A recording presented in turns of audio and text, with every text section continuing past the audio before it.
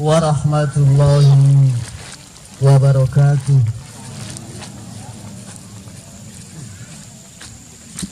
Innal hamdalillah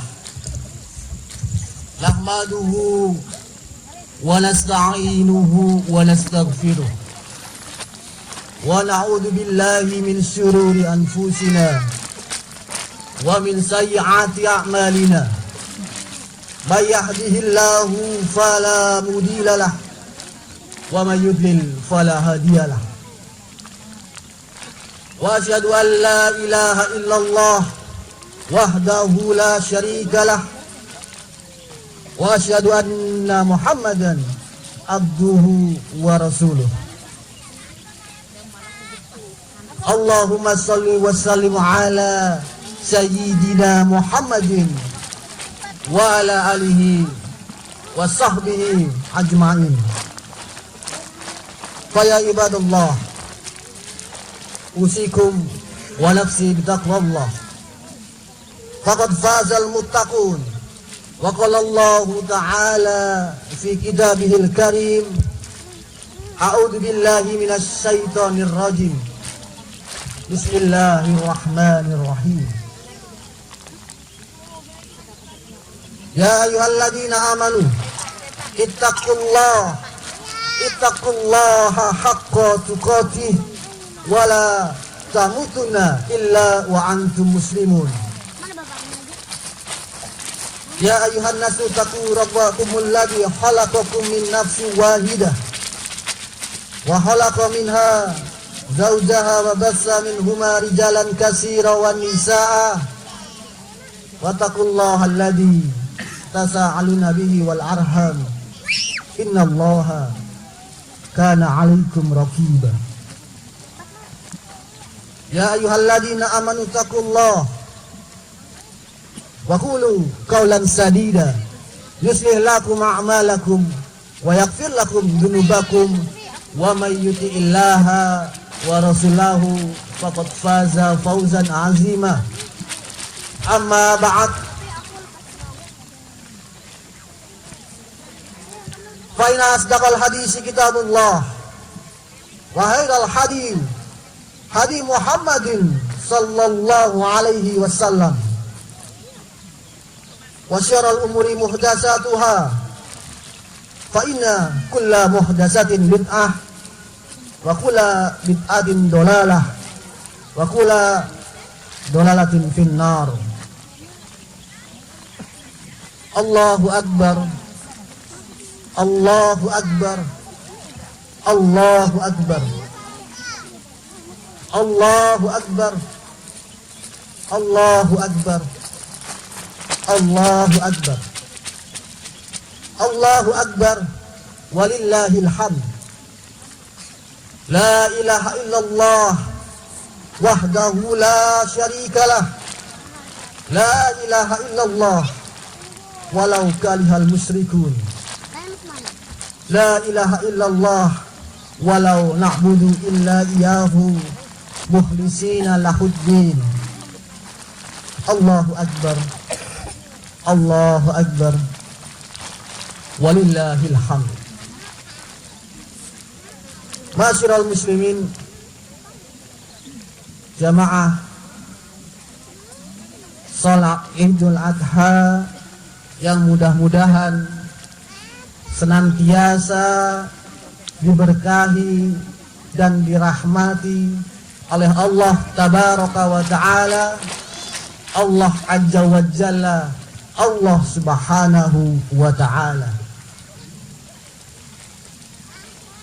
Marilah kita panjatkan puji syukur kita kehadirat Allah subhanahu wa ta'ala, karena pada pagi hari ini kita masih diberikan kesempatan, diberikan kesehatan, diberikan karunia untuk melakukan salat Idul Adha secara berjamaah. Idul Adha ini adalah momentum indikator ketakwaan kita kepada Allah sebagai bekal kita meraih kebahagiaan di dunia maupun di akhirat. Semoga kita semua selalu berusaha menjadi orang bertakwa dan termasuk golongan orang-orang yang bertakwa. Masyiral muslimin rahimani wa rahimakumullah. Baru saja kita rebahkan diri kita, bersimpuh di depan pintu kebesaran Allah yang Maha Pengasih lagi Maha Penyayang. Baru saja kita mengakhiri sholat kita dengan menyebarkan salam sejahtera kepada semua makhluk di sekitar kita. Sejak tadi malam sampai dengan pagi ini, kita memenuhi langit dengan suara takbir kita. Allahu Akbar, Allahu Akbar, Allahu Akbar. La ilaha illallah, Allahu Akbar, Allahu Akbar, walillahil hamd.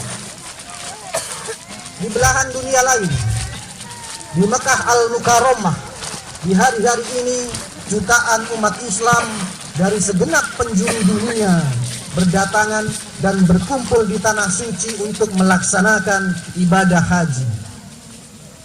Gemuruh dan gema kaum muslimin dan muslimat yang sedang menunaikan ibadah haji menyambut panggilan ilahi dengan mengucapkan talbiyah, labaik Allahumma labaik, labaik la syarika labaik, innal hamda wa ni'mata wal mulk la syarika laka.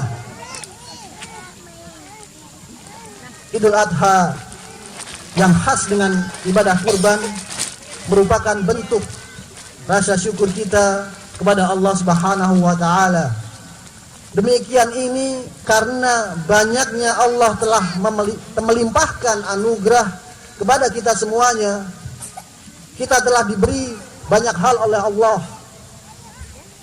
Kita diberikan anggota tubuh yang kita miliki.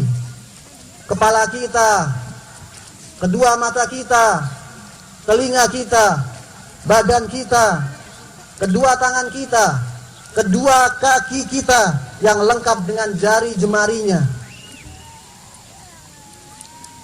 Dan semuanya adalah nikmat yang tidak mungkin terbeli.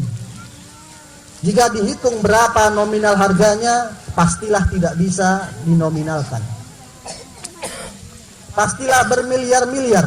Demikian juga udara yang kita hirup, biji-bijian yang kita makan, udara yang kita hirup, kendaraan yang kita tumpangi, semuanya disediakan oleh Allah Subhanahu wa taala yang Maha Pengasih lagi Maha Penyayang untuk seluruh umat manusia. Wallahu khalaqalakum ma fil ardi jami'ah. Allah Subhanahu wa taala telah menciptakan yang ada di dunia untuk kalian semua. Semua kalau dihitung dengan nominal angka manusia pasti tiada terhingga. Tentang syukur ini Allah Subhanahu wa taala berfirman, wal budna ja'alnaha lakum min sya'airillahi lakum fiha khairun faskurus mallahi 'alaiha sawab wa idza wazzabat dzunubaha fakulu minha wa atimul qani'a wal mu'tar kadzalika saharanaha lakum la'allakum tashkurun. Quran surat Al-Hajj ayat 36. Dan telah kami jadikan untuk kamu unta-unta itu sebagian dari syiar Allah. Kamu memperoleh kebaikan yang banyak padanya. Maka sebutlah olehmu nama Allah ketika kamu menyembelihnya dalam keadaan berdiri dan telah terikat. Kemudian apabila telah roboh mati, maka makanlah sebagiannya dan beri makanlah orang yang rela dengan apa yang ada padanya, yang tidak meminta-minta dan orang yang meminta. Demikianlah kami telah menundukkan unta-unta itu kepada kamu, mudah-mudahan senantiasa engkau bersyukur. Masyiral muslimin, jamaah rahimani wa rahimakumullah. Hari Raya Idul Adha selalu saja menjadi rekonstruksi sejarah masa lampau, sejarah kehidupan figur-figur agung para kekasih Allah, yaitu figur Nabiullah Ibrahim alaihi salam, figur sang anak hebat Nabi Ismail, dan figur sang ibu luar biasa Siti Hajar. Prosesi yang mengharu biru sejarah umat manusia adalah penyembelihan Nabiullah Ibrahim alaihi salam pada putra tercintanya Nabi Ismail yang akhirnya diganti kambing oleh Allah. Selain berbagi bentuk kepatuhan pada Allah Subhanahu wa taala, ibadah kurban adalah merupakan bentuk solidaritas atas sesama. Untuk mereka, orang-orang fakir dan orang-orang miskin, sulitnya kehidupan saudara-saudara kita adalah kewajiban bagi kita semua untuk membantu mereka. Nabi SAW sangat mengecam keras orang yang enggan berkurban.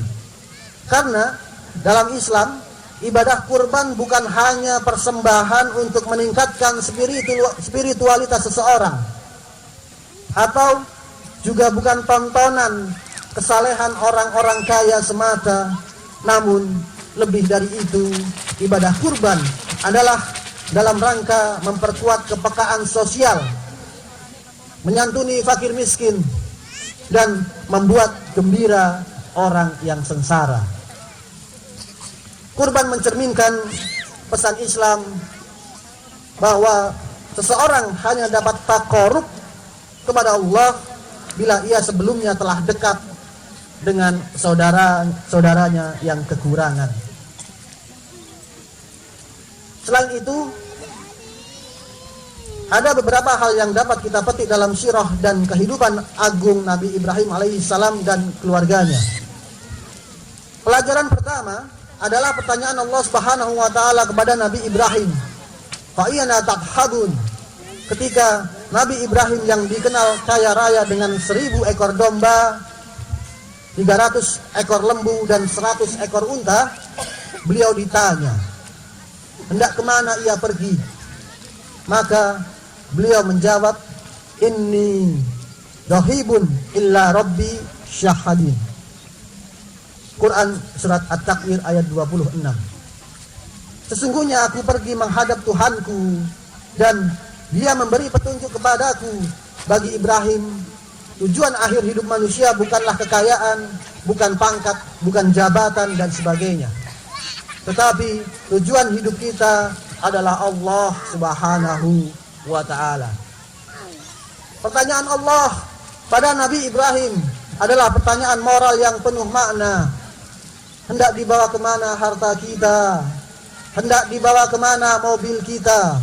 Hendak dibawa kemana jabatan kita? Hendak dibawa kemana pangkat kita? Hendak dibawa kemana rumah kita? Hendak dibawa kemana ilmu kita? Hendak dibawa kemana tubuh kita? Di tengah hiruk pikuk manusia dengan berbagai aktivitasnya, maka menjadi penting untuk menanyakan kembali pertanyaan Ibrahim alaihissalam. Karena bisa jadi yang primer bagi manusia adalah menghindari apapun yang menyakitkan, lalu juga mengejar apapun yang dirasakan menyenangkan, sehingga yang muncul hanyalah kehidupan materi duniawi belaka. Tujuan hidup kita, lagi-lagi seperti teladan Nabi Ibrahim, adalah harus tertuju kepada Allah, Tuhan semesta alam. Inna salati wa nusuki wa mahyaya wa mamati lillahi rabbil alamin. Sesungguhnya salatku, matiku, hidupku adalah semua untuk Allah. Setiap salat kita sudah seringkali mengikrarkan dalam lisan kita.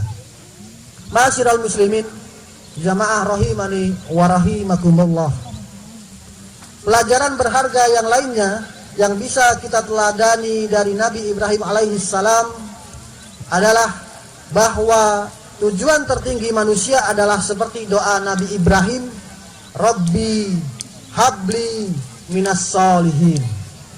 Rabbi habli minas solihin.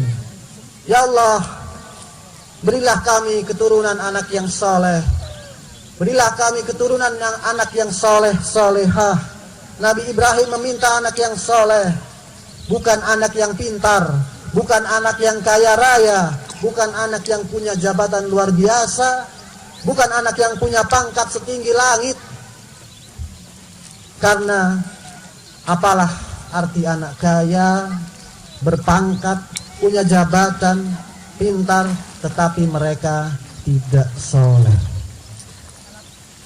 Karena itu, jamaah, kuncinya adalah anak soleh. Ya, kuncinya adalah anak soleh.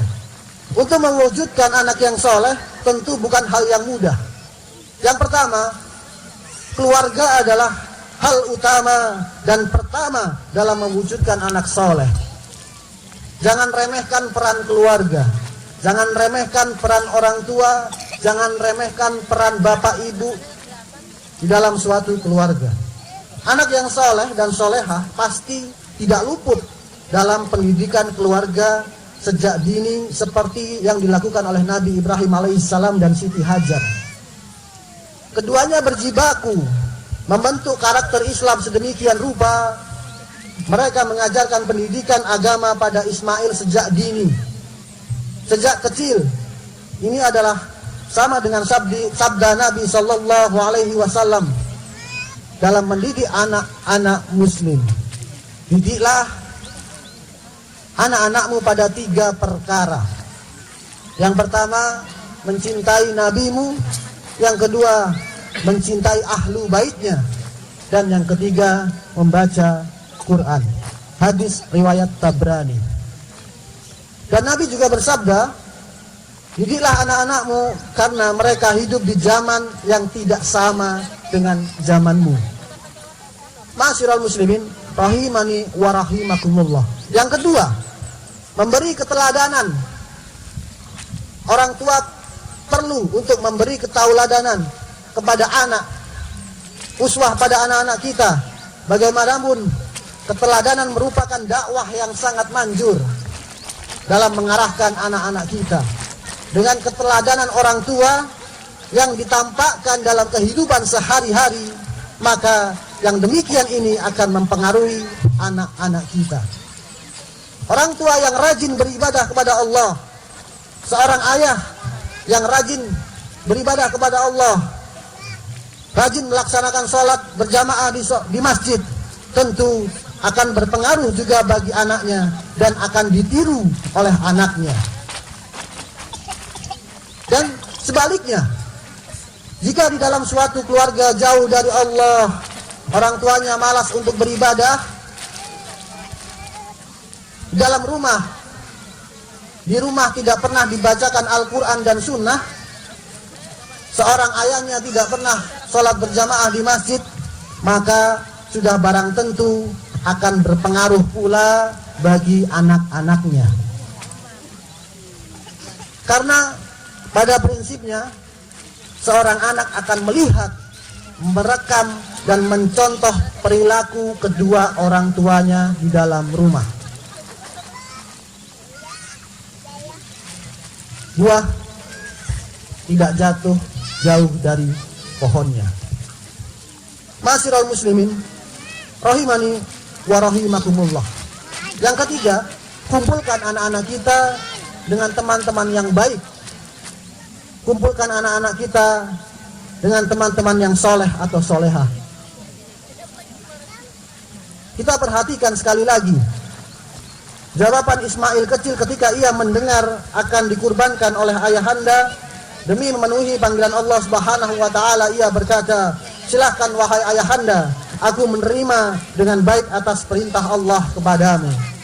Peristiwa bersejarah ini memberi pelajaran bagi setiap muslim bahwa anak yang berbakti lahir dari orang tua yang berbakti juga. Ada pepatah, daun jatuh tidak akan jauh dari pohonnya. Dalam sebuah hadis riwayat Al-Basar dijelaskan, sesungguhnya Allah mengangkat derajat anak-anak orang mukmin ke derajat orang tuanya, walaupun amal soleh mereka tidak seperti amalan orang tuanya.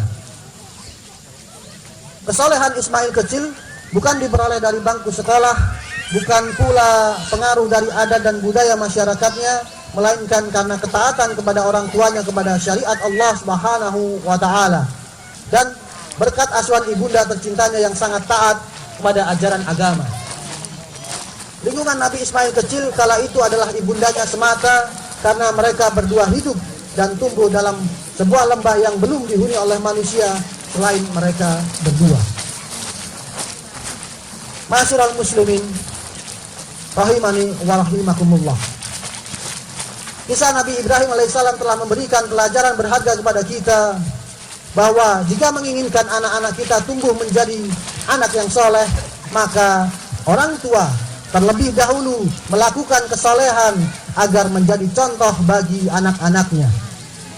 Pada gilirannya, anak yang soleh merupakan harapan orang tua, walaupun mereka telah berpulang di alam akhirat dan telah terputus kesempatan untuk beramal dan berbuat baik untuk dirinya. Dalam sebuah hadis dijelaskan, diriwayatkan dari Sahal bin Mu'az dari ayahnya, bahwasanya Rasulullah Shallallahu Alaihi Wasallam bersabda, barang siapa membaca Al-Quran dan mengamalkan isinya, maka kedua orang tuanya di akhirat diberi mahkota yang sinarnya lebih bagus dari sinar matahari di dunia. Hadis riwayat Imam Abu Daud. Dalam hadis di atas jelas bahwa kedua orang tua di akhirat ikut dimuliakan di sisi Allah Subhanahu wa ta'ala berkat perbuatan baik anaknya.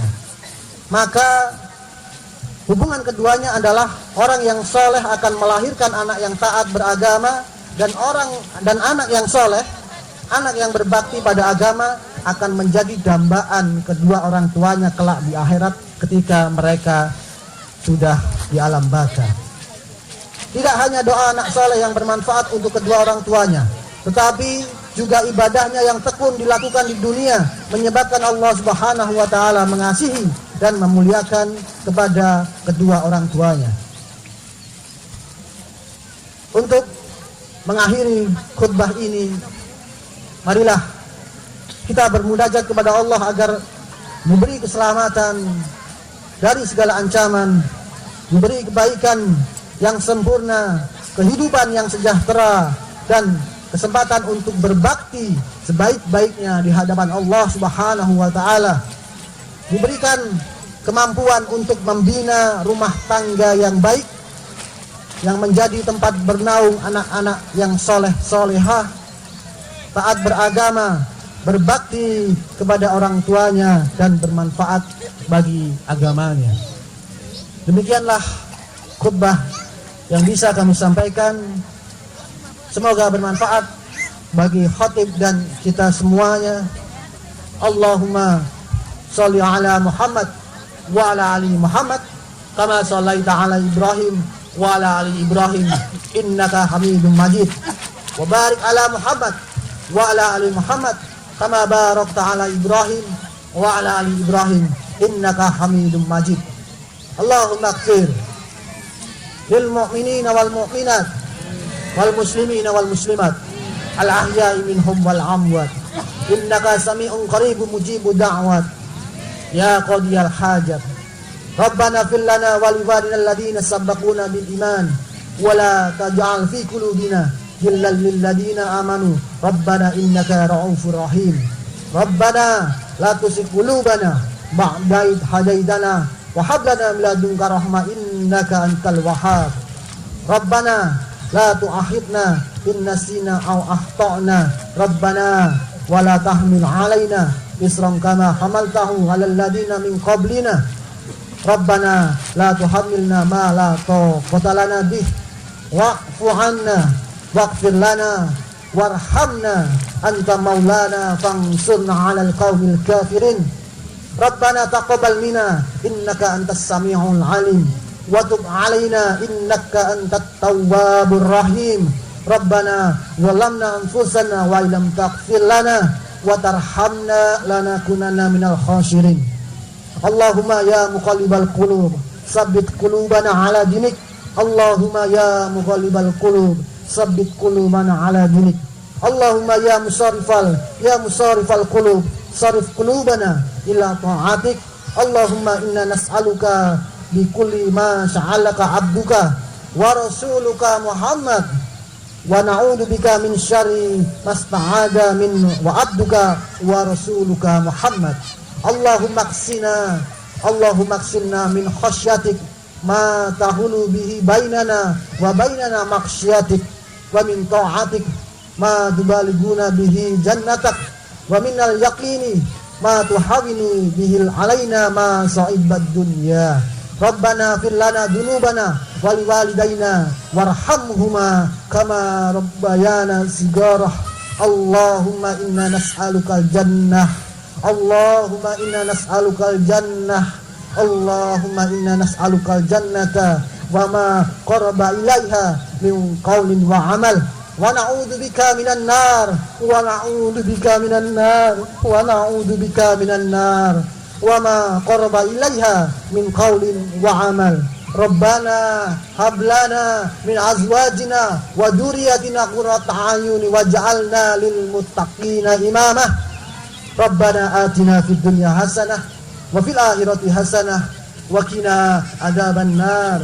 Subhanakallahumma wa bihamdik asyhadu an la ilaha illa anta astaghfiruka wa atubu ilaik.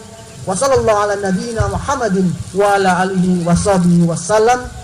Wa akhiru da'wana alhamdulillahi rabbil alamin.